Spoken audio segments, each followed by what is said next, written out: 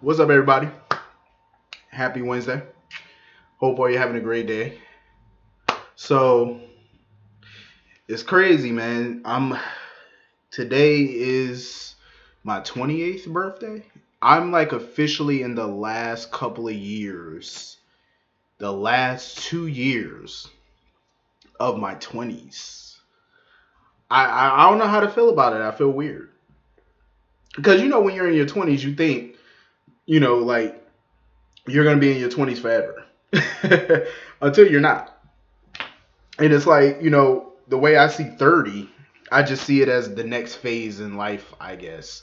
I don't know, but I'm pretty excited about things to come, the future. I don't know what the future holds. I ain't going to worry about the future. I'm worried about today. That's all I can worry about. Um but yeah, man, I'm excited. Today actually it's going to be a good day. I've been pretty much, relaxed today, just relaxing, but tonight I plan on going out to dinner tonight and going to hang out with some friends and have some fun, a little bit of fun tonight. I'm looking forward to it. I really am looking forward to it. So yeah, getting into this episode. Before I even get into this episode, let me thank a lot of you who reached out to me on Instagram and stuff and wished me happy birthday. I appreciate it. I appreciate all of you. Thank you. For all the love, for all the support. I appreciate it. Thank you very much. So yeah, getting into this episode of GH. Listen, I am so here for Felix and Lucas to become a couple. I'm here for it. My only issue with that is I need to see more of them because in order for me to get invested in Lucas and Felix as a couple, I need to see them way more than just once every 2-3 months. You know what I'm saying? I feel like the show can do a lot of good with those characters. You know what I'm saying? It would be a great representation of the LGBT, Q community. Um, and I just wish that they would do more with them. They're great characters. Lucas is a legacy character. Felix is damn good. Especially the actor. Um, I want to see more of them, and I'm glad Lucas went to Felix and was like, let's go get a drink and stuff. I'm happy about that. I want to see more. Definitely. But moving on from that, that whole exchange between Britt and Maxie was hilarious to me. Britt pretty much wants nothing.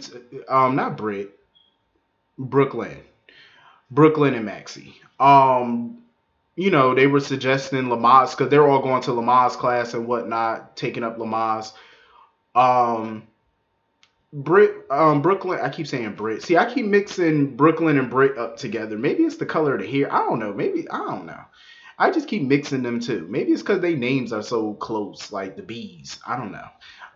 But yeah, Brooklyn was not here for Brit. She was like, no, I don't want her as my doctor. I don't want her as my Lamaze coach. I'm good.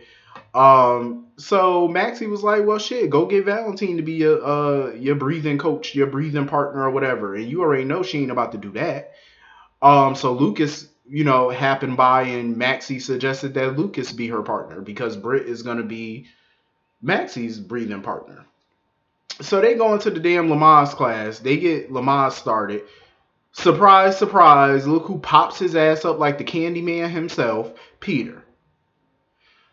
He is becoming such a nuisance. I'm like, can somebody put a bullet in his ass already? Because I'm getting about sick of him now. Like he just keeps popping up. Like if you just stand in the mirror and say his name 5 times, he pops up. Peter, Peter, Peter, Peter, Peter. And he just pops up behind your back, breathing down your back, about to slash you with that hook. I'm like, bro, go sit down somewhere. Ain't nobody ring your bell. Ain't nobody text you. Ain't nobody call you. Ain't nobody say your name. Ain't nobody nothing. Why are you always popping up some damn where? What you got GPS tracking on this girl?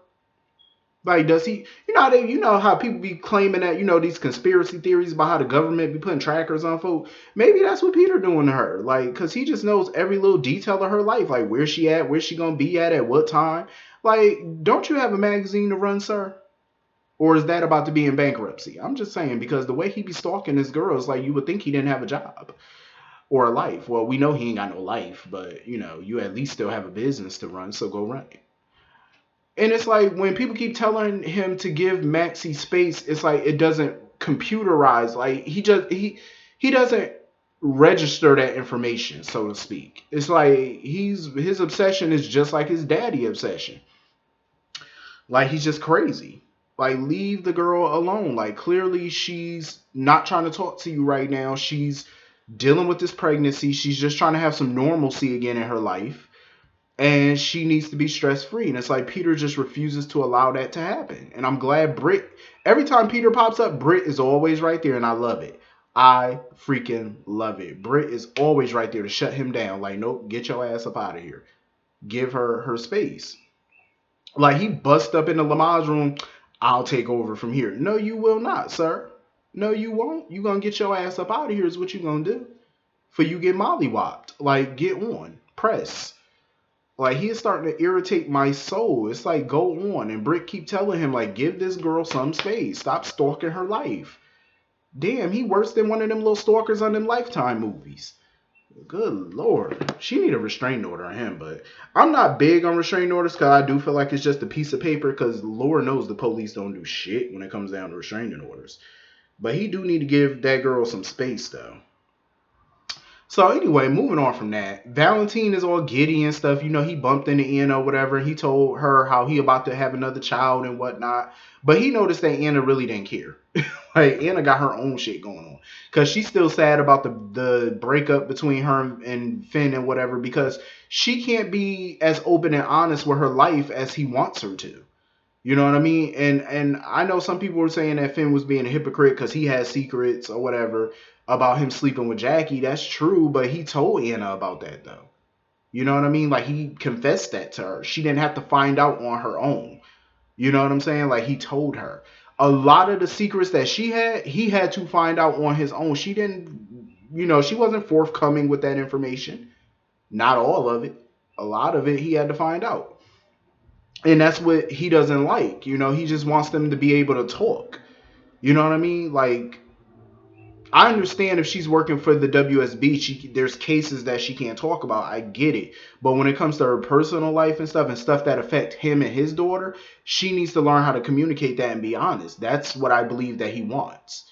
You know, when it comes to business, I don't think he expects her to be open and honest about every little thing. But, you know, when it concerns their family, she needs to be honest about it. She definitely do. You know, he has a child to think about. And if that child is in danger, he needs to know. So I can understand why that relationship wouldn't work out. So Valentin goes over and tells Charlotte about the new sibling. Charlotte was not happy about it. Because she's not big on sharing, basically. She doesn't want to share her father. She don't want to share her toys. She don't want to share nothing. But I'm like, you already have a sibling on your mother's side. And from what I've seen, her and Rocco get along pretty fine. So I don't see why she would be so upset about her dad having another child. She needs to get over it. Like, I understand she's a child and whatever, but at some point she's going to have to learn how to share. I didn't like how Valentin pretty much said, like he promised her that he could never love anyone the way that he loves her. I don't like that because that sets up competition. And we all know when it comes to Cassadines, they have a favorite child. Helena always made it clear that Stavros was her favorite. You know what I mean? Like, you can't do that. Like, him saying that to her or implying it or whatever, that sets up sibling rivalry in the future. You know what I mean? It makes your kids feel like they got to compete for your love. And that's what you don't want to do. Because it's just going to, all hell just going to break loose. And it's always going to be that tension. And it was like that for a while between Nicholas and Lucky as well. You know? Nicholas always had some jealousy towards Lucky because of their mother. He definitely did. You know? Because Lucky was raised by Laura. Whereas Nicholas was not. So there was definitely some tension there. And I would hate for this new child to have to go through all of that too. You know, it's not fair to the child. So Valentin needs to correct that quick, fast, and in a hurry. He needs to make his daughter understand, like, you're going to have to share. Period. Whether you have a sibling or not, hell, you going to have to share whether you're an only child at some point. Business-wise, school, shit, at some point you're going to have to learn how to just play well with others. Like, ain't no ifs, ands, buts about it. It was so funny, though, moving on from that, but it was funny watching Anna and Jordan just sitting there having a pity party about their failed relationships. But Anna, she needs to figure out a way to stop Peter at this point because even Valentine told her that Peter is basically harassing Maxie and stalking her. Like he's popping up everywhere. So Anna needs to figure out a way to put him down for good. Not kill him, maybe, but figure out a way to neutralize his ass. Find some dirt on him. Do something. So anyway, moving on from that. I like that, Trina has decided to forgive everyone. She's forgiven her father. She's forgiving Curtis, thank God. And she went to go visit her dad, because even Jordan was trying to tell Marcus to, change his plea. But he feels like he needs to plead guilty in order to protect his daughter. But, when Trina came to see him, she basically told him, like, after witnessing everything that Jocelyn and Cameron have been going through, with Sonny being gone, Franco being killed, she's blessed to still have her dad, still alive. I put it in air quotes because until I get that DNA test, it's questionable. So she just want him to fight it. She want him to plead not guilty so she can still have him around and she don't have to visit him in prison. She was like, shit, even if you are guilty, plead not guilty. Do something to keep yourself out of prison. I agree, maybe, yeah, he's guilty of framing, Cyrus Renault, but I don't agree with it. But he did it for the greater good, you know what I mean? So I don't think he should honestly be punished for it, not prison, So anyway, moving on from that, Portia and Curtis, something definitely gonna happen between the two of them because she basically admits that she has some regrets. And she admitted that there was a physical attraction between her and Curtis, but for her, it was more than that. And I think it was more than that for Curtis, too. Like, they really liked each other. And she admitted that she developed real feelings for him. And he actually regretted walking away from her when she told him that she was married to Taggart. Well, that she was married. He regretted walking away from her. So clearly there's still some unfinished business between Portia and Curtis. And Jordan needs to get on her hustle and figure out how to get her man back before she completely loses him, because that's where it looks like it's going. But I do have a feeling that that whole DNA thing might come up between him and Trina and Portia and stuff. I definitely think it's worth looking into because even he was doing the math when he first met Trina and found out Trina was Portia's daughter and found out her age. He was doing the math. And she quickly told him, oh, that's not your daughter. Okay, but obviously if he felt it wasn't his daughter, he would know that if he did the math correctly. In the way he did the math, he knew it was a damn possibility he could be that girl's father. And I think these questions are always going to linger until we get concrete proof. So they need to do something about a DNA test. So anyway, moving on from that, I knew it was so predictable. I knew Carly was going to run her mouth off, and now she threatening Nina, talking about something, oh, I will send Diane after you, and you'll never see Wiley again. And as soon as Nina hung up that phone, she pretty much said to herself, Carly, you did this to yourself. And once she said that, I already know where they're going. She gonna keep Sonny away from them or whatever. And when Sonny was talking to her, finding out why she was upset, Nina talking about, oh, I was talking to some bitter widow. I said, damn, why she gotta be bitter? So Sonny actually told her, well, make her feel it, keep her loved one away from her or whatever. I said, no, Sonny, don't tell her that. I was like, don't give off that advice now. That's the wrong advice, Sonny. Don't do that. Because he was like, maybe you should make the widow, make her see what it feels like to keep a loved one away from you. Because she was telling Sonny about the whole Wiley situation or whatever. I said, oh my God. Sonny sitting there talking about, oh, this could be the beginning of a beautiful friendship. I said, no, Sonny, no. I'm so mad they dragging this out. Like, absolutely no. Don't drag this mess out. So, of course, Michael ran into Carly and She told him about her conversation with Nina and whatnot, and Michael um basically admitted to Carly that he was having second thoughts about keeping Nina away from Wiley. In this moment, Carly proved what Ava has been saying, what I've been saying. Michael is a grown man. Everybody keeps saying, oh, Michael, he doesn't take orders from Carly. Yes, he does. Every time Carly tells him to jump, he says how high. And today proved it. When she told him, when he said that he was having second thoughts about keeping Nina away from Wiley, Carly pretty much told him, she insisted that they need to do whatever it took to keep Nina away.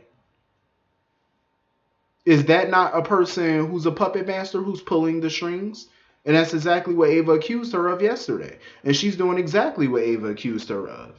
This is what I be trying to tell people. Y'all keep defending Carly so much, but when you watch the show, you can see how she manipulates things to get what she wants. And Michael does what she wants. That's a problem. He needs to man the hell up. That's his child.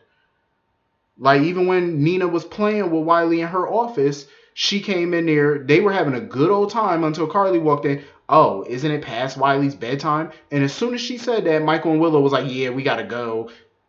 They had no intention of leaving anytime soon until Carly came in and said something. Come on now. People need to grow up and wake up. This woman is manipulative as hell. And most days I like Carly, but on this, she needs to play her position. You are the grandparent. You are not the parent. Play your position. Know your role.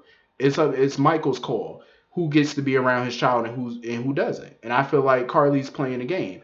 This is why normally I would be on Nina's side and want Nina to keep Sonny away from her. But I feel like this is going to backfire on Nina because we all know when the truth comes out, Nina's going to turn into the town pariah.